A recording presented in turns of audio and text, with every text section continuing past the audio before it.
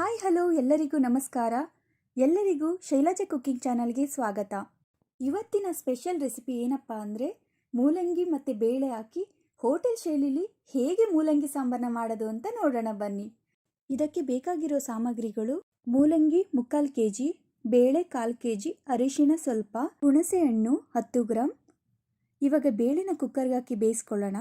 ಅದಕ್ಕೇನೇನು ಬೇಕಪ್ಪ ಅಂದರೆ ಟೊಮೊಟೊ 3, ಬೆಳ್ಳುಳ್ಳಿ ಸ್ವಲ್ಪ, ಈರುಳ್ಳಿ 1, ಕರಿಬೇವು ಸ್ವಲ್ಪ, ಅರಿಶಿಣ 1 ಟೇಬಲ್ ಸ್ಪೂನ್, ಬೇಳೆ 1/4 kg.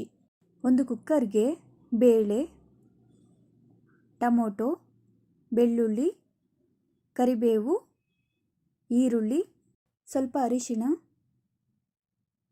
1 ಟೇಬಲ್ ಸ್ಪೂನ್ ಕಲ್ಲುಪ್ಪು, ಅರ್ಧ ಲೀಟರಷ್ಟು ನೀರು ಸೇರಿಸ್ಕೊಳ್ಳಿ. ನೀರನ್ನ ನೋಡ್ಕೊಂಡು ಹಾಕಿ. ನೆಕ್ಸ್ಟು ಸ್ವಲ್ಪ ಆಯಿಲ್ ಆ್ಯಡ್ ಮಾಡಿ.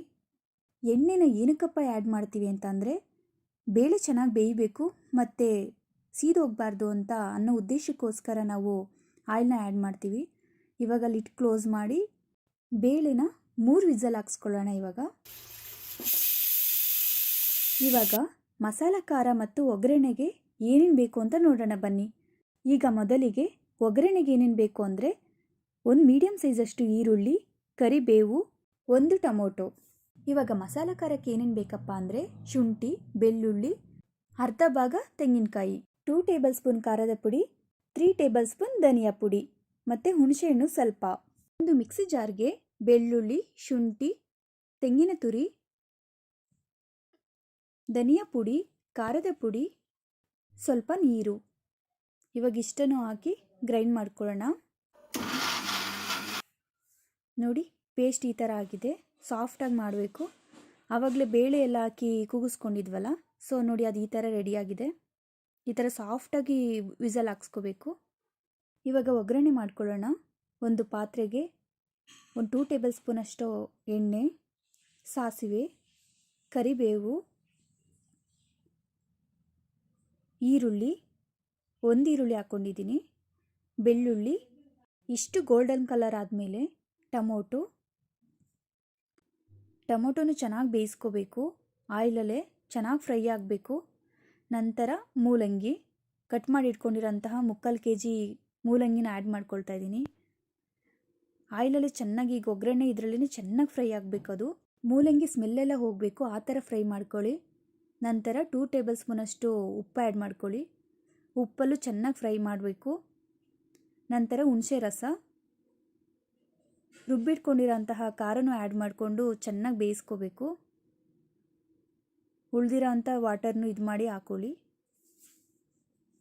ನೋಡಿ ಈ ಥರ ಇದೆ, ಚೆನ್ನಾಗಿ ಬೇಯಬೇಕದು. ಬಟ್ ಇದು ಹೆಲ್ತಿಗೂ ತುಂಬ ಒಳ್ಳೆಯದು. ನಂತರ ಬೇಯಿಸಿಟ್ಕೊಂಡಿರೋ ಅಂತಹ ಬೇಳೆ ಇತ್ತಲ್ವ, ಅದನ್ನು ಆ್ಯಡ್ ಮಾಡ್ಕೊಳ್ಳಿ. ನೋಡಿ ಎಷ್ಟು ಚೆನ್ನಾಗಿ ಸಾಫ್ಟಾಗಿ ಬೆಂದಿದೆ. ಸೊ ಈ ಥರ ಬೇಯಬೇಕು. ಈ ಮೂಲಂಗಿ ಸಾಂಬಾರು ಜೀರ್ಣಕ್ರಿಯೆಗೆ ತುಂಬ ಒಳ್ಳೆಯದು. ಲಾಸ್ಟಲ್ಲಿ ಕೊತ್ತಂಬರಿ ಸೊಪ್ಪನ್ನ ಆ್ಯಡ್ ಮಾಡ್ಕೊಳ್ಳಿ. ಚೆನ್ನಾಗಿ ತಿರುಗಿಸ್ಬಿಟ್ಟು ಚೆನ್ನಾಗಿ ಬೇಯಲಿಕ್ಕೆ ಬಿಡಿ ಫಸ್ಟು. ನೋಡಿ ಇವಾಗ ಈ ಥರ ಆಗಿದೆ. ನೀವು ನೋಡ್ಕೊಂಡು ವಾಟರ್ ಆ್ಯಡ್ ಮಾಡ್ಕೊಳ್ಳಿ. ನಿಮ್ಗೆ ಎಷ್ಟು ನೀರು ಬೇಕು ಅಷ್ಟು ನೋಡ್ಕೊಂಡು ಮಾಡಿ. ನೋಡಿ ಚೆನ್ನಾಗಿ ಕುದ್ದಿದೆ, ಇವಾಗ ರೆಡಿ ಆಗಿದೆ. ನೋಡಿ ಹೇಗಿದೆ ಅಂತ, ತುಂಬ ಚೆನ್ನಾಗಿದೆ ಅಲ್ಲ ನೋಡೋದಕ್ಕೂ. ಇದು ತುಂಬ ಹೆಲ್ತ್ ಬೆನಿಫಿಟ್ಸ್ ಇದೆ. ತುಂಬ ಜನಕ್ಕೆ ಅಷ್ಟು ಮೂಲಂಗಿ ಸಾಂಬಾರು ಅಂದರೆ ಅಷ್ಟು ಲೈಕ್ ಆಗಲ್ಲ.